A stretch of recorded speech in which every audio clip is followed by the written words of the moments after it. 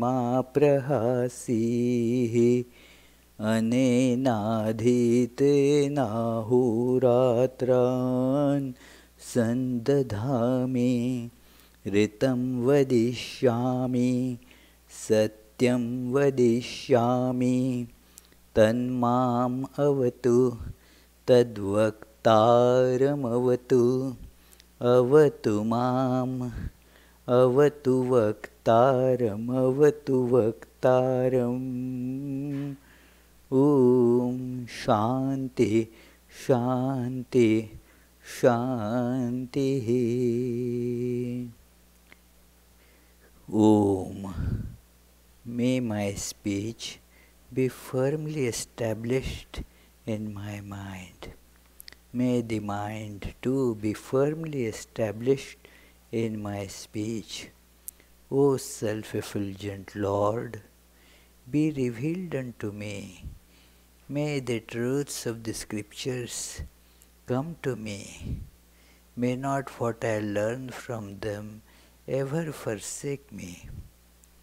Let me live my life day and night according to their teachings. I shall speak what is appropriate. I shall speak the truth. May that protect me. May that protect the teacher. Om, peace, peace, peace. Let us feel the divine presence absorbing all our superficial distinctions of name and form.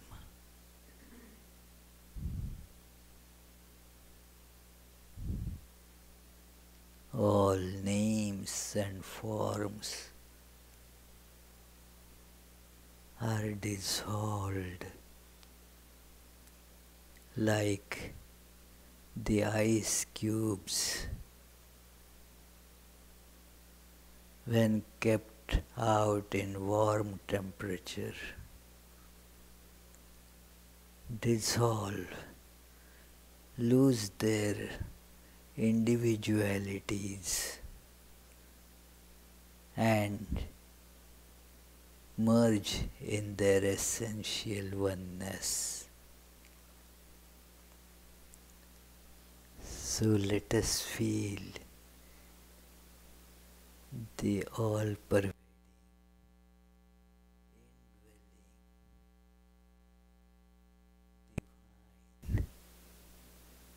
ever blissful substance, the self in us.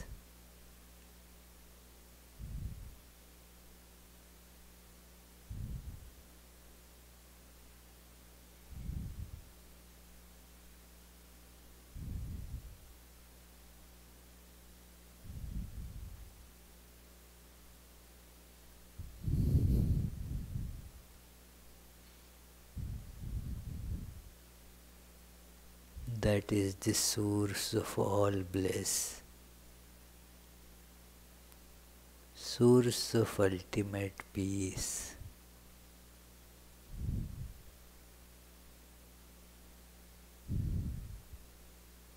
And I am that.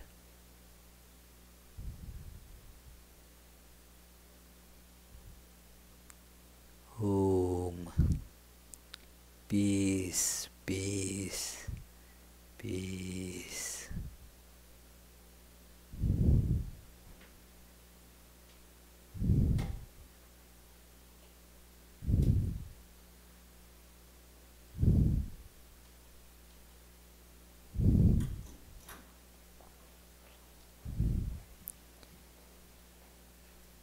So, dear friends, on this very auspicious day of Swami Adbhutananda, one of the direct disciples of Sri Ramakrishna,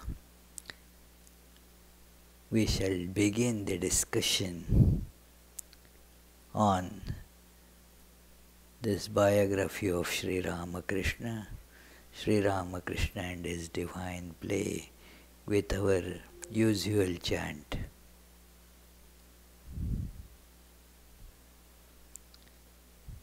Tava kathamritam tapta jivanam kavibhiriditam kalmashapaham Shravanamangalam Shrimadattatam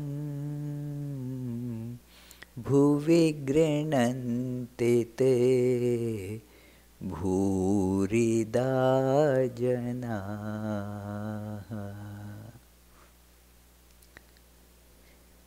So we shall be beginning the next chapter in this Guru Bhava, Sri Ramakrishna as the teacher, Sri Ramakrishna as a Guru. Chapter 3. We had seen while we have been studying this biography, and we started, as Swami Saradananda, the author himself, had started writing the book by first presenting Sri Ramakrishna through the wonderful essay that Swami Vivekananda wrote about Sri Ramakrishna and the Hindu religion or Sanatana Dharma. What is the connection between Sri Ramakrishna appearing as the embodiment of religions, and then the main purpose of this incarnation is to impart the wisdom that each of us is really divine. If we all look at our essence, we will see that it is divine, it is same. So, this knowledge has to be imparted to us, and to impart this knowledge, God, this very substance, assumes a human form without losing that awareness of the essential reality. That is the big difference. We all are human forms of the same substance. But what is the difference in God incarnation and we all? In ignorance, we are not aware of the eternal reality or the substance that we are made of. We are aware only of the name and form which keep on shifting, changing, and thus we are having so many desires. We are a bundle of passions, bundle of desires, and therefore ever unsatisfied and suffering. This is the nature of this world as we see it in ignorance, that I am always looking for making myself happy and therefore running after the objects, while my essence is happiness. I am made of happiness. I am made of bliss. So we are not aware of this truth, whereas God incarnation, appearing like us, exactly like a human being, may not be for external appearance as good or as beautiful a human being as we think we ourselves are. And yet there is this wisdom that wisdom is not forgotten in having the human form. So, therefore, while this is the human form, the divine essence is held on to, and therefore this is called Leela or play, like a stage show in which the actor may be performing whatever role and shows the characteristics of that role, speaks exactly like that whatever part is being performed, but eternally aware throughout the whole play that I am not that, I am really a different person.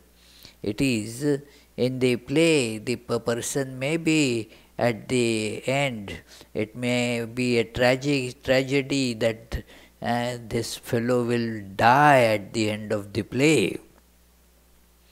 But if that man knows that I will really die, he will not come to act.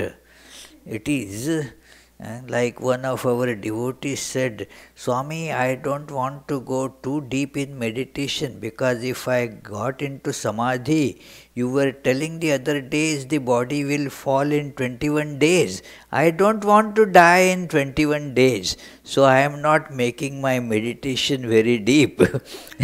Just in case, I mean, if I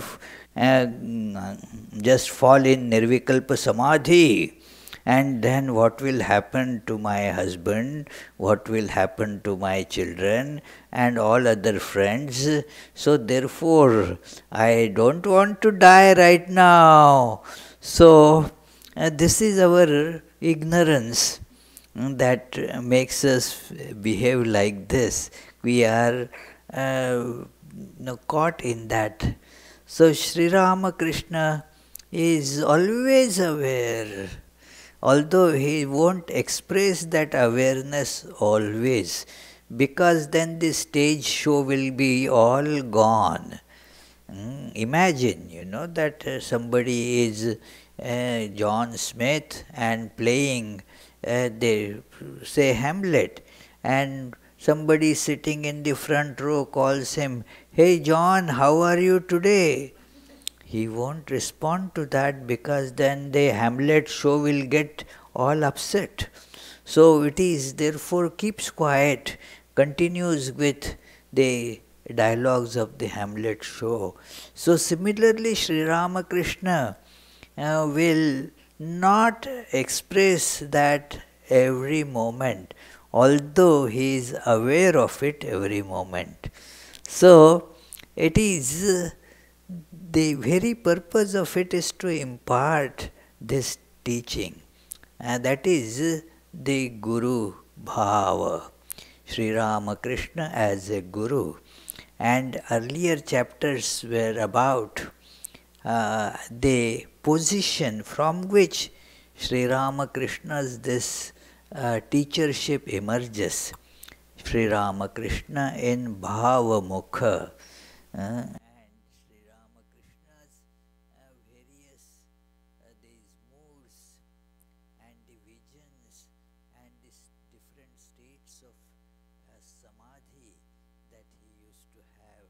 We had 2 chapters discussing these things so that we will be aware of the state from which this teachership of Sri Ramakrishna emerges.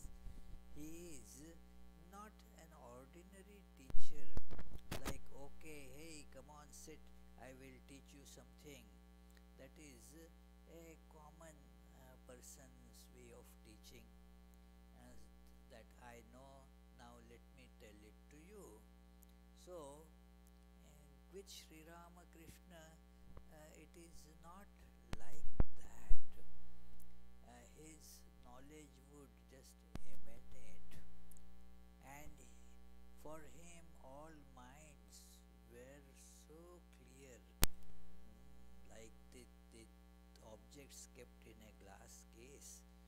So his teachership was just spontaneous, like the fragrance of a flower, just gets scattered around.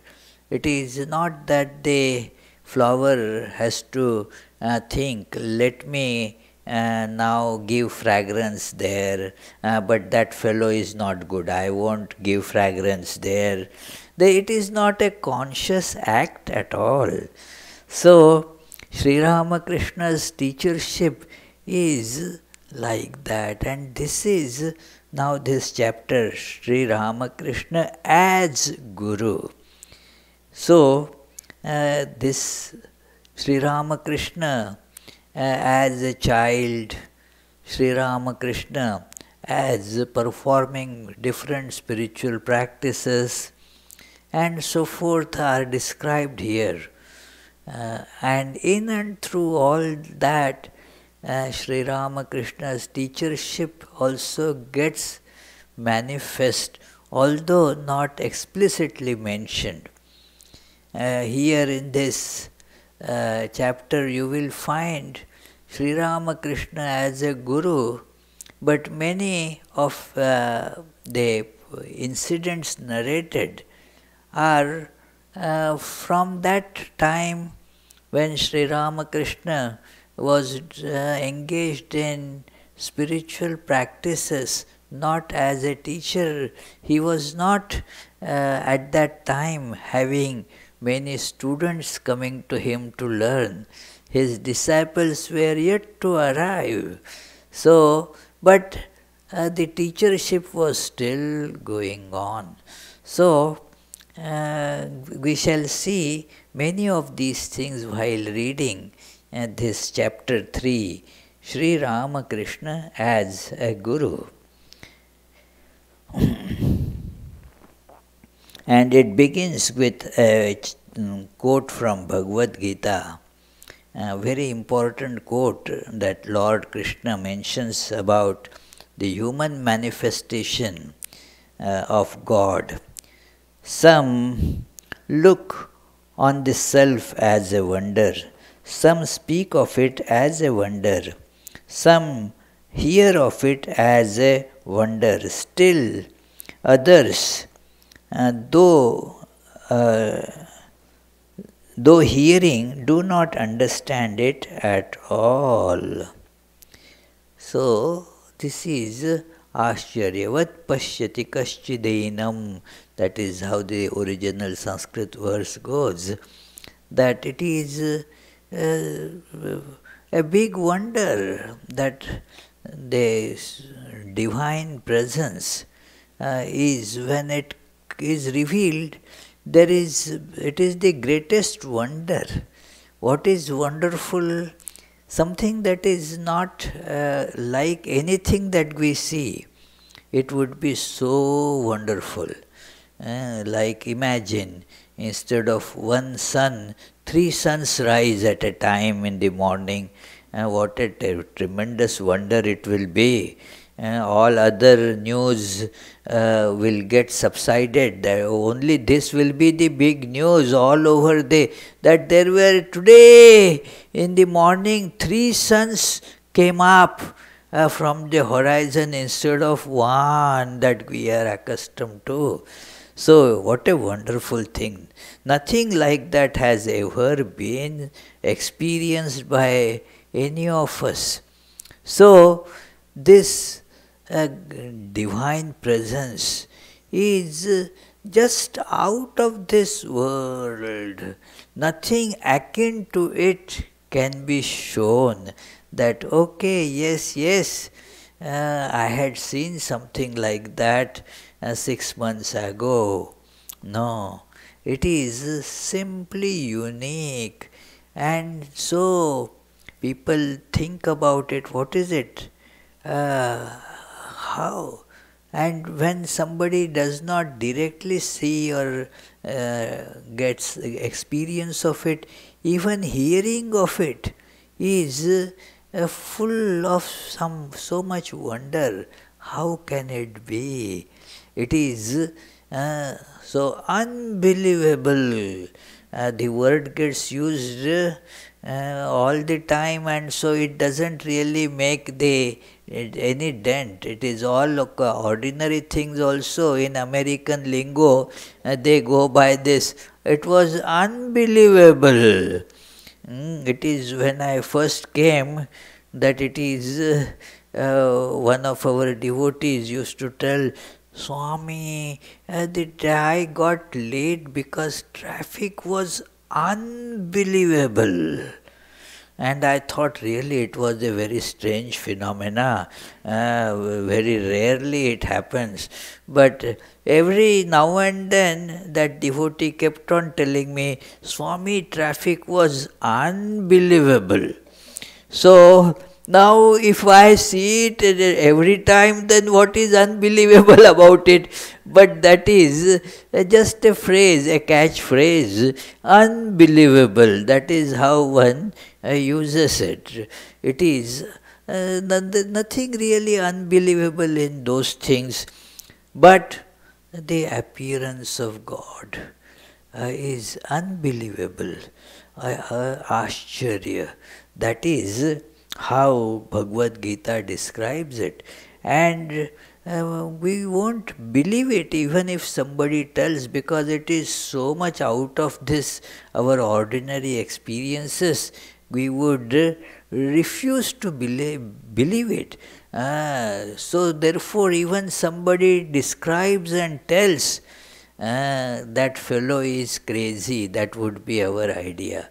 What will you think, you see, that if somebody told that, I just came from Alaska and I saw 3 suns rising in the morning. Will you believe that fellow? Oh, some screws of your head have fallen. Go to a neurologist right away before things become worse. So, that would be our idea, that it is unbelievable really, because it cannot be tallied with any of our experience. It is so full of wonder. And now he begins the discussion. The subtitle there is that the master was the master was irritated when addressed as Guru, Baba or Karta. How then was it possible for him to be a Guru? This is a very important statement to when we look at Sri Ramakrishna's life. The ideas about Guru, that he would be sitting on a high pedestal and there will be so many devotees and disciples serving him, fanning him and bringing all the delicacies to eat, and he is giving advice, this is giving lectures and all that. So nobody has ever seen Sri Ramakrishna giving any lecture. He was most ordinary looking person and behaving just like a very, very simple, less than average person. He was not much educated. In fact, he is called an illiterate. It is in many of the hymns of Sri Ramakrishna, he is called an illiterate Brahmin. One hymn by Swami Virajananda calls him Sarvavin Niraksharam, that here is an illiterate, all-knowing person. Illiterate but all-knowing. So, illiterate person cannot even, utter the words, a sentence correctly. He was a stammer, had no worldly wisdom to acquire money and so forth. And so he wouldn't be taken as with any respect or seriousness. Oh, ordinary fellow. And that is how at first sight people used to treat him. In fact, much worse.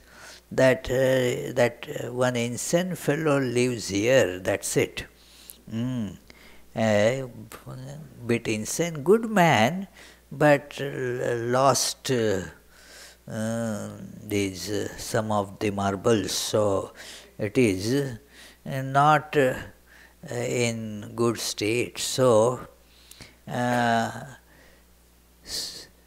Sri Ramakrishna was being looked upon somewhat like that. Those who had seen the Master a few times or who were not closely acquainted with him and knew him superficially are amazed when someone tells them about the Master's divine play as a guru with his devotees. They think this person must be lying. Again, when they find that many people speak in the same vein, they think these people have formed a group with the purpose of making Sri Ramakrishna a god. They are trying to add one more to the existing 333 million deities. What is this? Are they not satisfied with such a large number of deities? They can choose whomever as many as they like from amongst them. Why increase their number by one more? It is strange that these fellows do not realize that people will lose respect for this holy man if their false claims are exposed. We have seen Sri Ramakrishna, how humble he was with everyone, how meek, how patient like the earth, how devoid of egoism, lower than the lowest. Moreover, you say, and we have also seen, that he could not bear if anyone called him Guru or Baba or Karta. He always said, God is the only Guru, Father and Master. I am the lowliest of the lowly, a servant of the servants. I am equal to a tiny hair of your body, not even a big hair. So saying, he would take the dust of a person's feet and put it on his head. Has anyone witnessed such humility? And now his followers are calling him Guru, God and what not. They are absurd. That appears to be a superficial reading of Sri Ramakrishna. That, he's a nice person, very humble, but what is God-like about him? Why think of Sri Ramakrishna as a great teacher? He himself would protest if somebody says that you are a guru, you are a teacher. He would say only God is the guru. Very important statement. God alone is Guru. Sri Ramakrishna would never be seen saying that, well, I am Guru or that person is Guru. No, God alone is the Guru. A very important statement. God alone is the teacher. Who can teach human beings? Those who are the human beings of the same, so they are also ignorant. One ignorant teaching others, one blind man leading the other blinds, so all fall in a ditch. So it is like that. And therefore, how do you think of Sri Ramakrishna as a guru, a thing that he himself has rejected? Swami Saradananda continues, To prevent the continuation of such mistaken attitudes, we feel we should say something about what we have seen and heard about the Master as a Guru. And there is the subtitle given here. The Master adopted this servant attitude because he saw God in all.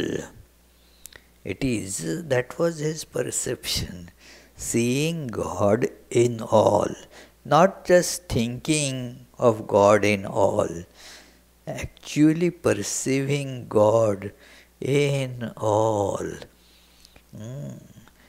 He is the special ice cube amongst all ice cubes, who would know that all of us are actually same, the water, same substance in any other ice cube as is here. So, that was Sri Ramakrishna. He saw God in everyone. It is true that when the Master was in a normal state, he maintained the conviction that all beings from the lowest to the highest are God. Moreover, he had the attitude that he was a servant to all beings. Truly, at that time he considered himself to be lower than the lowest, humbler than the humblest, and he would take the dust of feet of all. Then, indeed, he could not bear being addressed as Guru, Father, or Master. But even though he behaved that way when he was in a normal state, how can we deny the unique divine play of the Master as a Guru? It is impossible for those who have come in contact with Sri Ramakrishna at a deeper level and thus had their lives illumined by the contact of Sri Ramakrishna. They have experienced how Sri Ramakrishna molded them, taught them, how he crushed all their past impressions, all the ignorance and all the tendencies which were the effect of that ignorance. They experienced that Sri Ramakrishna as if had put that in a mortar and with a pestle have crushed them. So they cannot deny the tremendous power of Sri Ramakrishna as Guru, the highest Guru that one can think of. So, while Saradananda concedes that what these people have said has some truth in it. It is true that when on an ordinary normal plane, a superficial association with Sri Ramakrishna would give just this much impression, nothing more than that. At best, I mean. Ordinarily, the superficial impression would be even worse than that. Madman, not in his control, cannot properly walk at times, and probably suffering from epilepsy or some such disorder. So, that is what they would think of Sri Ramakrishna. But when you come in touch, closer contact with him, it all changes. It is like a touchstone. And there is a touchstone. It is a folklore thing. It is philosopher's stone or touchstone. And that it looks like an ordinary stone. But when you touch it to some base metal, it changes into gold. Now is it an ordinary stone? A superficial look at it will tell that yes, it is an ordinary stone, not what value, such pebbles are lying all over. You don't associate any special value to it. But then there is, when it touches some other metal, a base metal like iron, then that iron turns into gold. Now, this is how, when you know Sri Ramakrishna that closely, then you see how your life gets transformed into the essential divine gold that we are. We are covered with all the base things, ordinary superficial things, but with the touch of Sri Ramakrishna, we become God. See, that is what the acquaintance which Sri Ramakrishna made these disciples. So, they cannot therefore accept that he was not a guru. He was guru par excellence. And therefore it is important to see the teachership of Sri Ramakrishna, how it worked. It is one thing to teach, come on, I will be giving a class, and then people assemble, and then the speaker speaks, but that is only really very superficial teaching. The teaching that such great sages give, or the incarnation of God brings, is not of this type at all. It is an inner transformation by just presence, just by being. That's it. And the more we try to fathom it, we start seeing the glory of it and start feeling the teachership of Sri Ramakrishna transforming ourselves. So let us read a little more. When he was under the influence of an extraordinary divine power and had become its instrument, the master, by a mere touch, could put someone into samadhi or into deep meditation, or make a person intoxicated with divine bliss.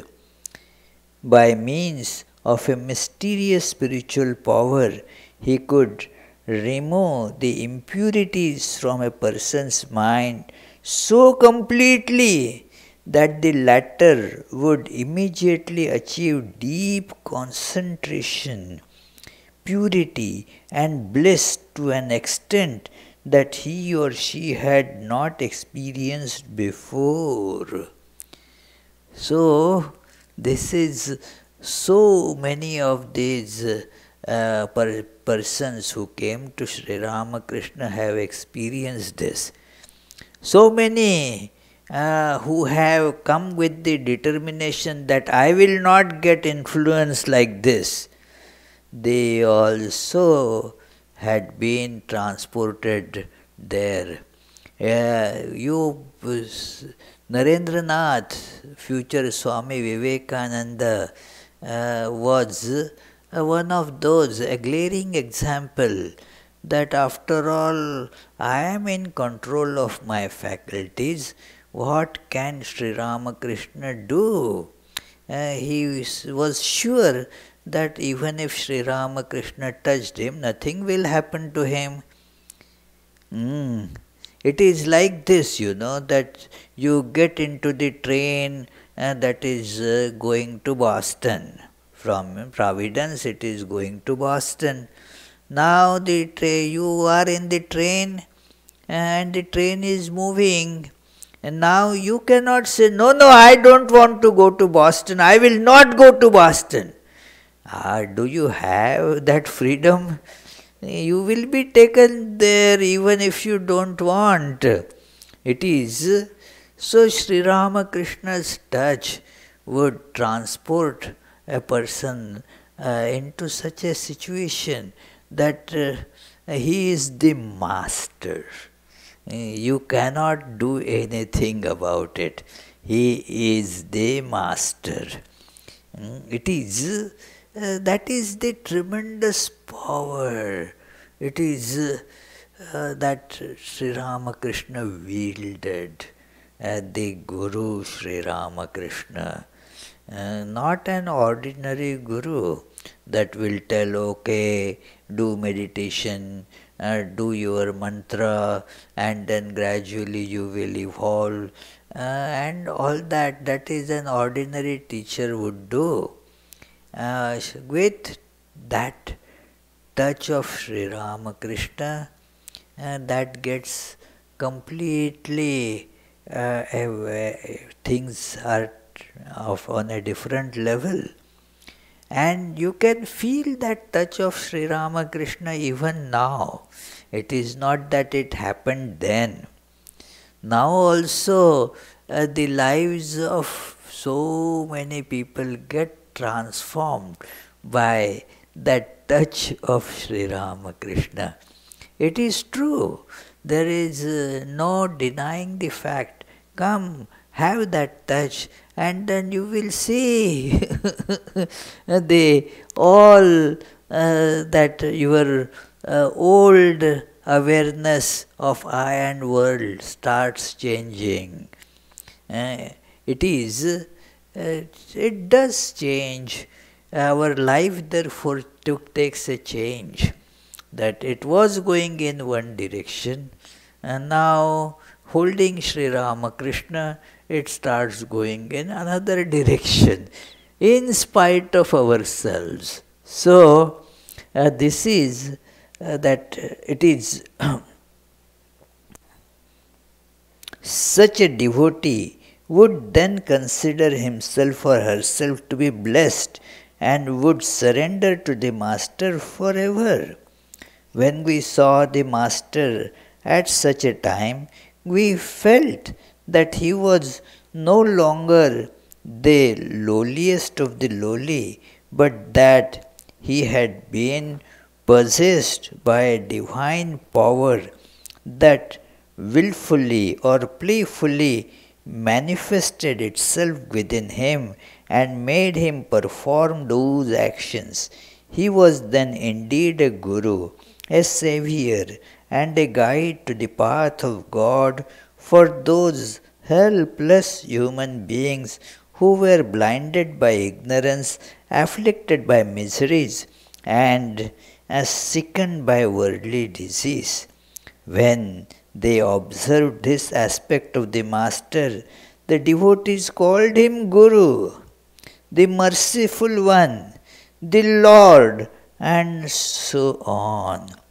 Although it may appear to be contradictory, in this age we have actually seen within Sri Ramakrishna the coexistence of the two modes, the humble mode of true devotee and the divine mode of true spiritual teacher. Both are seen in Sri Ramakrishna. And for an ordinary eye, they would appear to be contradictory. But they are not actually contradictory. In fact, they are complementary. That in an ordinary state, that all are being seen as God. I am therefore a servant of all these divine manifestations. This, when you identify with the body, you see that it is nothing. It comes and goes, it grows, gets old, is filled, and with flesh, blood, and many such things. What is to glorify about it? And so one would feel very, very humble about it. There is a saying that, and it is from uh, this hymn by Shankaracharya. Ma kuru dhana jana yauvana garvam harati nimeshat kalas sarvam. Never ever feel that sense of pride because you are very wealthy or full of youthful energy or have lot of contacts with people. You have a big family. Never take pride on such things, because in a moment the time can swallow all these things. That yes, money, lot of money a person may have, but something happens and all that is gone. In 1929 crash, so many became paupers overnight. They were millionaires, and then they woke up to the reality that not a penny is left with them. In fact, lot of debt is there. It is very funny that still we take pride on that I am very wealthy person. No, gone. No money is left. It is similarly with the youth and the beauty and physical capabilities. They just vanish as the time passes. In a twinkle you see it is all gone. That earlier I would say I can do this, and now I have to say I used to be able to do this, you see. And that just happens very quickly, very fast. So these things come and go. Perhaps a disease sets in and the person cannot even move. You may have the plan that I am, I would like to climb Himalayas in different big peaks, very high peaks. I am going to climb them. You can have plans like that. But then suddenly you get a paralytic attack and you can't even take a step. You cannot raise yourself from the bed. 3 people are needed to make you just sit up. So, why take these, have pride about these things? Never have pride about these things. In our ignorance, we take pride in those things. Sri Ramakrishna, in wisdom, would never take pride on these things. I am the so. The humility is the result of his knowledge that the divine controls everything. It is not pride. Therefore, there is no pride involved in it. It is like these all these light fixtures. If they say, hey, how bright we are. Oh, you are not bright. It is the electricity that flows through you that is that makes you bright.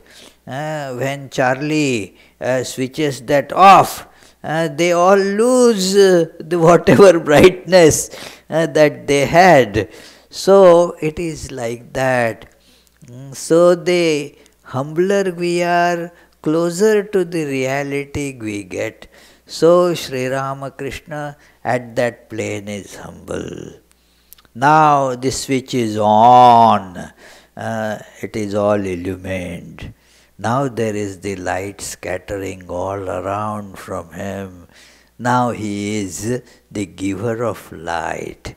So That is the Guru.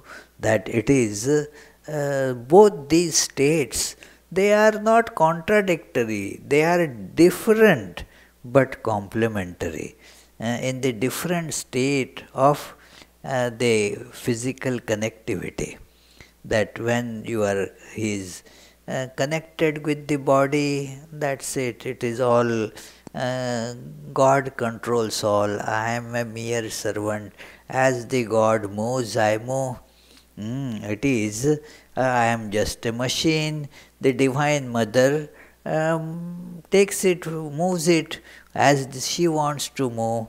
I have no control over that.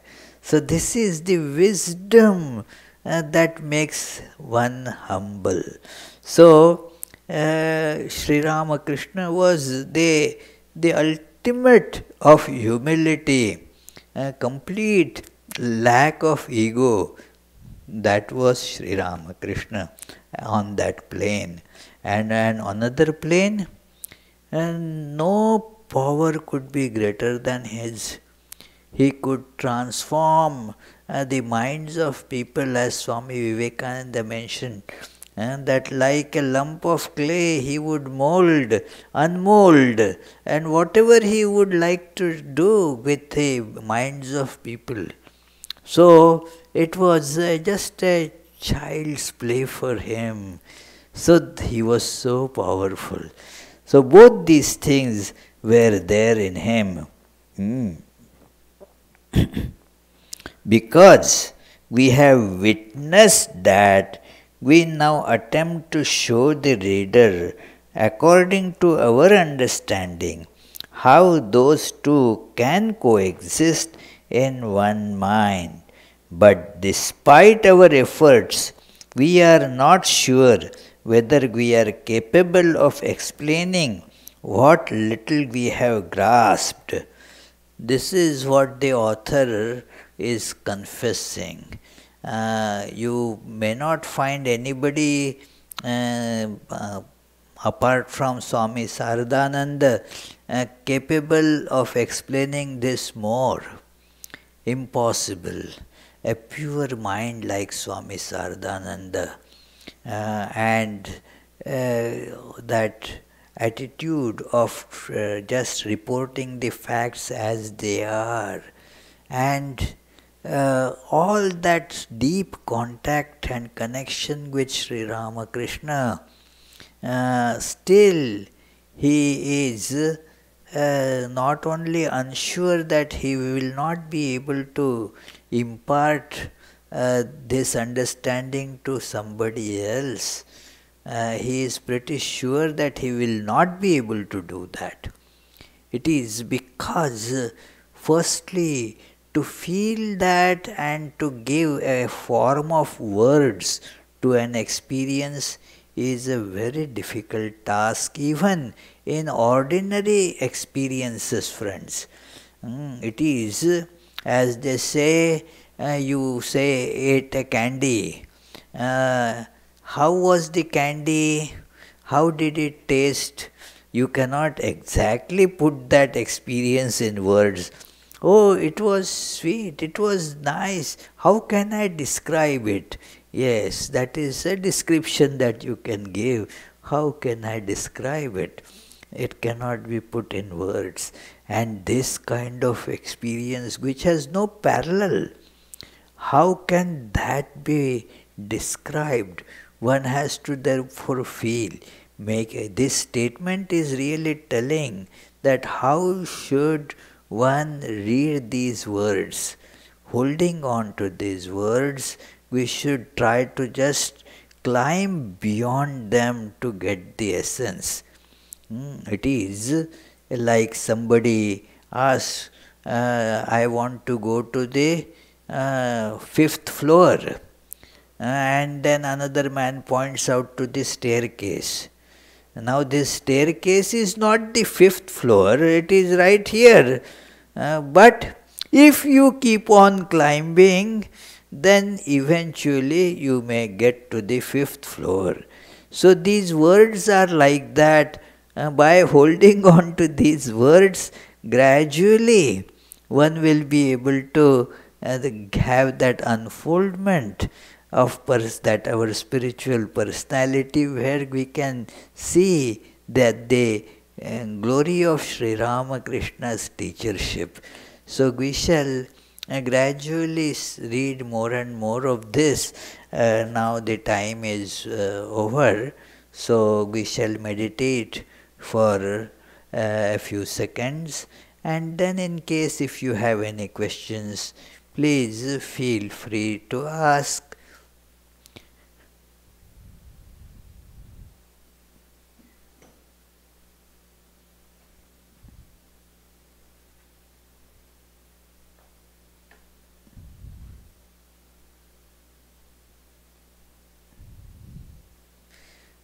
Yes, please. Yes, Charlie. Now, Sri Ramakrishna makes more sense than the other ones that we consider to be incarnations of God. But how do we know at this point that he'll become as big as they are in society and have the same impact? Because we don't really know at this point, do we? We know very little, but historically that is what happens. There were only a handful of people who knew Jesus at the time of when he was alive. So also with all great teachers, that is actually the difference between their influence at their times and later. For ordinary people, their influence starts waning. As the time passes, we even do not know those people. I told you that while walking on the Commonwealth Avenue in Boston, so you see so many statues there. And then you ask, who are these two passerbys? Nobody knows who they are. You go closer and read the inscription, you see some name that makes no sense. Anybody's name could be that. Because what has happened was, certainly they exerted some influence at one time. But it wanes. Gradually it loses its grip, it wanes. With incarnations of God, it is reverse. It goes on increasing. So, we don't know whether the other incarnations their influence increased in extensity and reduced in intensity. It increased in extensity. More people knew about them. But the impact is not as before. So I was just talking to one devotee in the evening that, and then that looked, I told her, look, that do you really know Jesus, how he looked? And she said, no, you just imagine that he might be looking like this. Do you really know what he said? No, so many different versions and all that, we don't know. It is so the impact is only, it remains only on the surface. At his time, yes, some centuries, till some centuries, it was deep, no doubt about that. But then the name remains. The honor and the respect gets much wider. Extensities grow. The intensity is lost, and therefore the same God has to incarnate again. So that is how the influence one can see. Yes. So let us conclude with the closing prayers.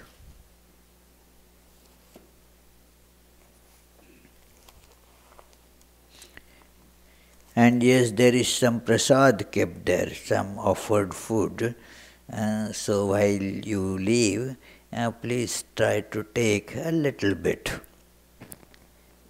May the Divine, who is Father in heaven of the Christians, Holy One of the Jewish faith, Allah of the Muslims, Buddha of the Buddhists, Tao of the Taoists, Great Spirit of the Native Americans, Ahur Mazda of the Zoroastrians, and Brahman of the Hindus, lead us from the unreal to the real, from darkness to light, from death to immortality.